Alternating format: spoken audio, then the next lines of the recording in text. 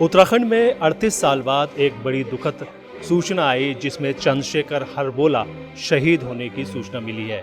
हम लोग इस समय मौजूद हैं हल्द्वानी में और हल्द्वानी में जानते हैं कि ऑपरेशन मेघदूत में किस तरह से आखिरकार चंद्रशेखर जी शहीद हुए थे।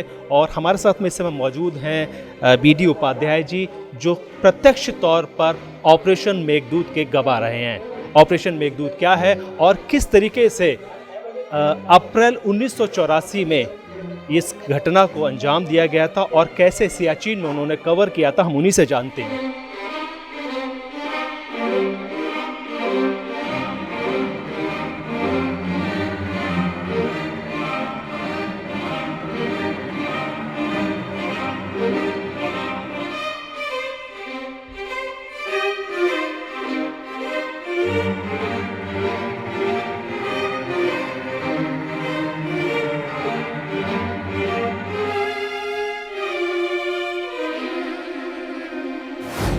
सर, क्या नाम है पूरा आपका और किस पद में है?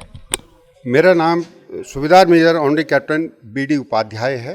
मैं 19 कुमाऊं से हूं और उस समय हमारी बटालियन का उस ब्रावो कंपनी 4 प्लाटून का हिस्सा था। क्या हुआ था सर? ऑपरेशन मेघदूत का जो है क्या डायरेक्शंस आए थे सेना की तरफ से?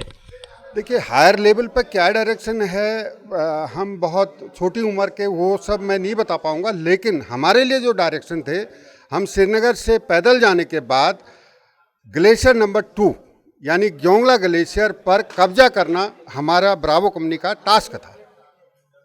ब्रावो कंपनी ने कैसे चढ़ाई की? बर्फ़ की जो है तूफान था उस समय, क्या था वो? बहादुर कंपनी का पहला पेट्रोल जब गया मेजर आर.एस. नेगी साहब के अंडर कमांड, वो अभी कर्नल रिटायर हो गए हैं। एक ऑफिसर 11 जवानों का पेट्रोल था। 7 दिन का पेट्रोल रहने के बाद फिर हमें पता लगा कि ऊपर पहाड़ियों पर पाकिस्तान का कब्जा हो चुका है और उसके बाद हमें हुक्म मिला कि आप आगे इन पहाड़ियों पर कब्जा कीजिए।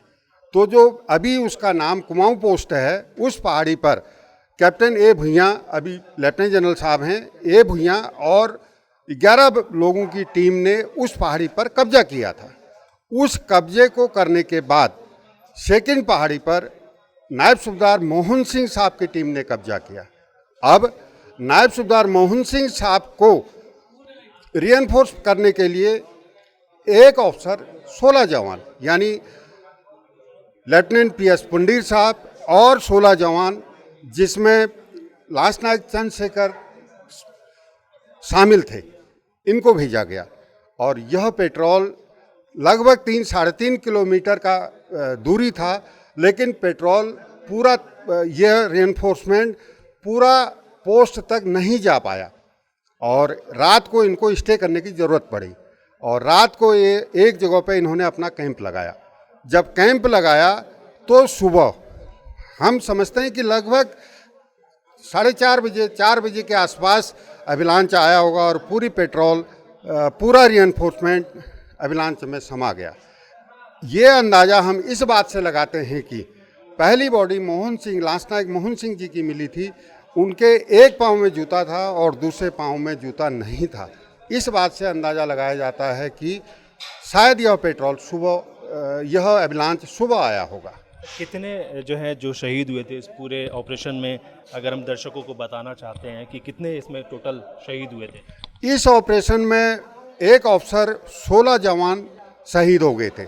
इसके अलावा 2 जवान और हमारे शहीद हुए थे। लांस नायक महेश चंद्रा 4185 887 नंबर था उनका, और एक थे हौलदार बलवंत सिंह डेल्टा कंपनी के। आपने तो उनके बहादुरी के भी किस्से सुने होंगे चंद्रशेखर जी के। किस तरीके का उनका व्यवहार रहता था और कैसे वो दुश्मनों को देखते थे? चंद्रशेखर उस जमाने के पढ़े लिखे लोगों में से थे।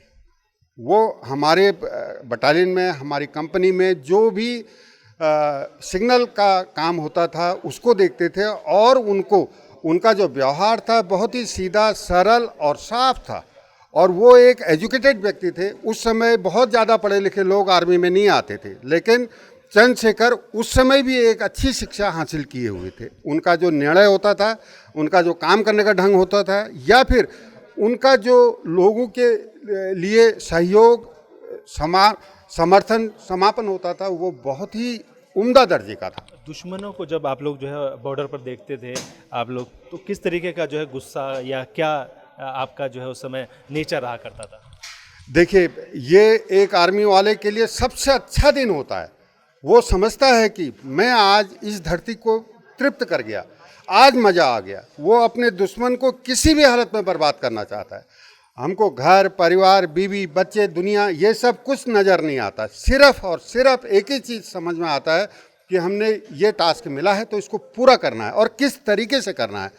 वही एक सबसे बड़ा जज्बा है। आप कभी भी देख लीजिए, आखिरी 200 मीटर की लड़ाई में कोई भी जवान पीछे मुड़ के नहीं देखता है। वो चाहता है कि मैं आगे ही बढ़ूं, और कोई भी जवान अपनी लाइफ में वो ये चाहता है कि गोली लगे मेरे सीने पे लगे, पीठ पे नहीं।